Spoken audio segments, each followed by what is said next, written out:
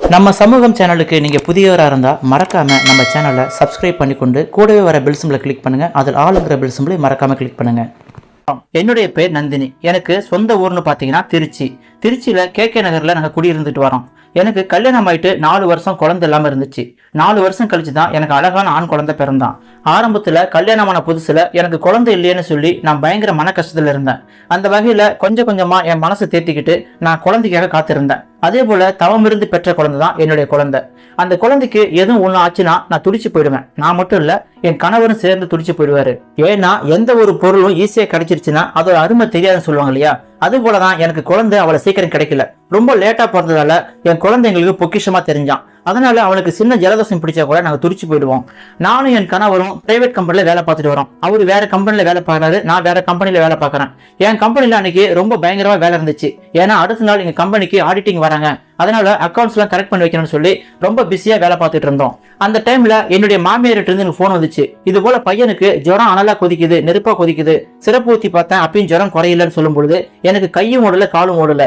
என்ன பண்றது, பையனுக்கு ரொம்ப முடியலையே, எனக்கு ஆபீஸ்ல வேற வேலை அதிகமா இருக்கு, லீவு தர மாட்டாங்க, பர்மிஷன் தர மாட்டாங்க, என்ன பண்றேன்னு சொல்லி என் கணவருக்கு போனை போட்டு இது போல நீங்க பையனை கூட்டிட்டு ஹாஸ்பிட்டலுக்கு போங்க, ரொம்ப முடியலன்னு சொல்லும் பொழுது என் கணவரும் துடிச்சு போயிட்டாரு.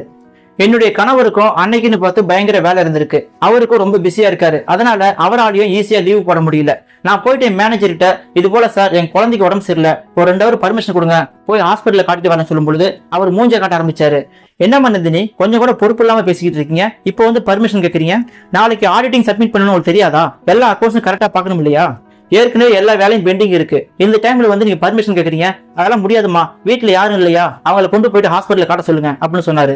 சார் கொஞ்சம் புரிஞ்சுக்கலாம் சார், என் பையனுக்கு ரொம்ப முடியல, மாமியார் இருந்து சிறப்பு ஊத்தி பார்த்தாங்க, அவங்களால ஒன்னும் பண்ண முடியல, அவங்க வயசானவங்க, டாக்டர்கிட்ட கூட்டு போக முடியாது சார், நான் 2 ஹவர் பர்மிஷன் தாங்க, போயிட்டு வந்தேன்னு சொல்லும் பொழுது சரி சரி சீக்கிரம் போயிட்டு வாமா, போயிட்டு வந்துட்டு எக்ஸ்ட்ரா வேலை இருந்தா நீ தான் பார்க்கணும், புரியுதா, எங்களுக்கு தெரியாதுன்னு சொல்லி அவர் சொன்னாரு.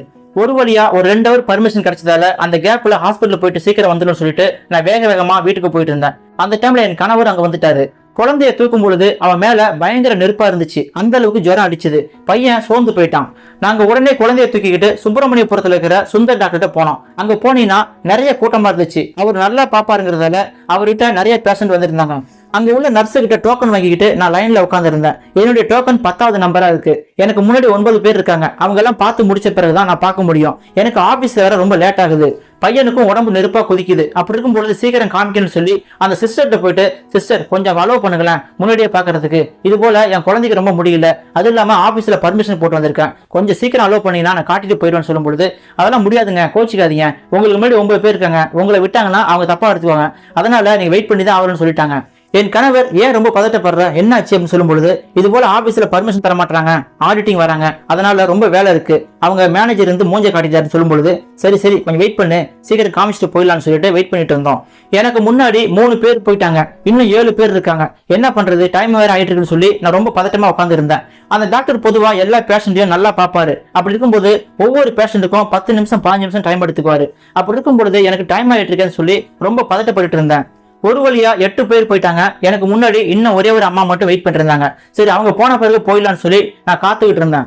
அந்த டைம்ல ஒரு அம்மா என்ன பண்ணாங்கன்னா தன்னுடைய குழந்தைய தூக்கிட்டு பதட்டமா உள்ள வந்தாங்க. நேரா சிஸ்டர் போயிட்டு சிஸ்டர் நான் டாக்டரை பார்க்கணும், என் குழந்தைக்கு ரொம்ப முடியல, இங்க பாருங்க ரொம்ப சோர்ந்து போயிட்டா அப்படின்னு சொல்லி அந்த சிஸ்டர்கிட்ட கெஞ்சவும், என்னங்க போய் வெயிட் பண்ணுங்க, இந்தாங்க டோக்கன் வாங்கிக்கிங்க அப்படின்னு சொல்லும் பொழுது இல்ல டாக்டர் என் குழந்தைக்கு ரொம்ப முடியல, வாமிட்டா இருக்கு, லூஸ் மோஷன் போயிட்டு இருக்கு, ஆளு பார்த்தீங்கன்னா ரொம்ப டயர்ட் ஆயிட்டா, சீக்கிரம் காமிக்கணும்னு சொல்லும் பொழுது அவங்க அலோவ் பண்ணவே இல்லை. இங்க பாருங்க உங்களுக்கு முன்னாடி எவ்வளவு பேர் வெயிட் பண்றாங்க, கண்டிப்பா உங்களை அனுமதிச்சா அவங்க எல்லாம் சண்டைக்கு வந்துருவாங்க, அதனால நீங்க வெயிட் பண்ணுங்க, எங்க மேல தப்பா எடுத்துக்கிறேன்னு சொல்லி அந்த சிஸ்டரும் ரொம்ப பணிவா கெஞ்சிக்கிட்டு இருந்தாங்க.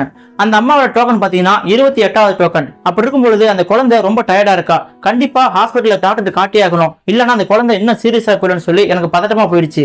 அந்த குழந்தைய நான் பரிதாபமா பாத்துக்கிட்டு இருந்தேன். அந்த டைம்ல அந்த அம்மா வந்து மேடம் உங்க டோக்கன் தரீங்களா அப்படின்னு சொல்லும் பொழுது என் கையில கை குழந்தை இருக்கிறத பார்த்துட்டு சாரி மேடம் உங்களுக்கும் குழந்தை இருக்குல்ல அப்படின்னு சொல்லி அந்த அம்மா போய் உட்காந்துட்டாங்க. ஒரு கட்டத்துல அந்த அம்மா தேம்பி அழுவ ஆரம்பிச்சிட்டாங்க. அந்த குழந்தையும் அடிக்கடி வாமிட் பண்ணிட்டே இருந்தா, அவ ரொம்ப டயர்டா இருந்தா, தண்ணி கூட குடிக்க மாட்டா, ஒரு சொட்டு தண்ணி போனாலும் டக்குன்னு வாமிட் எடுத்து தர்றா. என்னுடைய கணவர்கிட்ட பாவம் இல்லைங்க அந்த குழந்தை அப்படின்னு சொல்லும் பொழுது இங்க பாருமா உன் அன்னை தெரச வேலை இங்கேயும் காட்டிடாத, உனக்கு டைம் ஆகிட்டு இருக்கு, நீ ஏற்கனவே ஆபீஸ்ல பர்மிஷன் கேட்டு வந்திருக்க, நானும் ஆபீஸ்ல பர்மிஷன் கேட்டு வந்திருக்கேன், நானும் திட்டு வாங்கிட்டு வந்திருக்கேன், அப்படி இருக்கும் பொழுது நீ பாட்டுக்கும் ஹெல்ப் பண்றேன்னு சொல்லி அந்த டோக்கனை கொடுத்துடாத, புரியுதா, அவங்க நம்ம பின்னாடி போயிடுவாங்க, நீ தயவு செஞ்சு வரியான்னு சொல்லி என் கணவர் கூப்பிடும் பொழுது எனக்கு மனசு கேட்கவே இல்லை. அடுத்ததா 10வது டோக்கனுங்கிறதால நான் தான் டாக்டரை பார்க்கணும். நான் உடனே என்ன பண்ணேன், நேரா போய் அந்த அம்மா கையில என் டோக்கனை கொடுத்துட்டு நீ போய் குழந்தைய காட்டுங்கம்மா, நான் பின்னாடி காட்டிக்கிறேன்னு சொல்லி அந்த அம்மா டோக்கனை வாங்கிக்கிட்டேன்.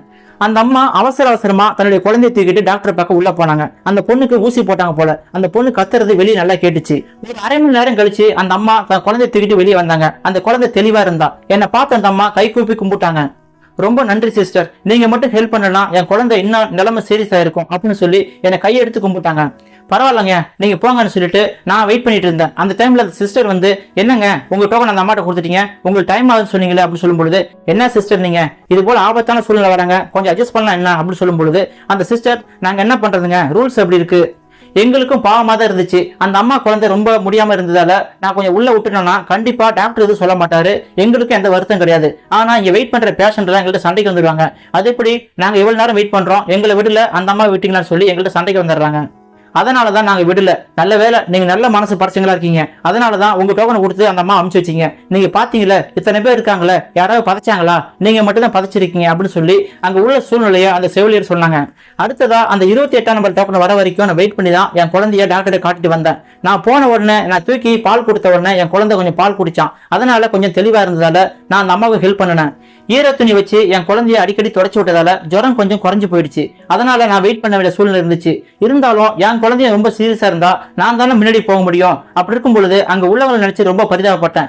ஏன் தான் அந்த மனுஷங்களாம் டோக்கன் சிஸ்டம் சொல்லி இப்படி உட்காந்துருக்காங்கன்னு சொல்லி எனக்கு ரொம்ப கோவம் தான் வந்துச்சு.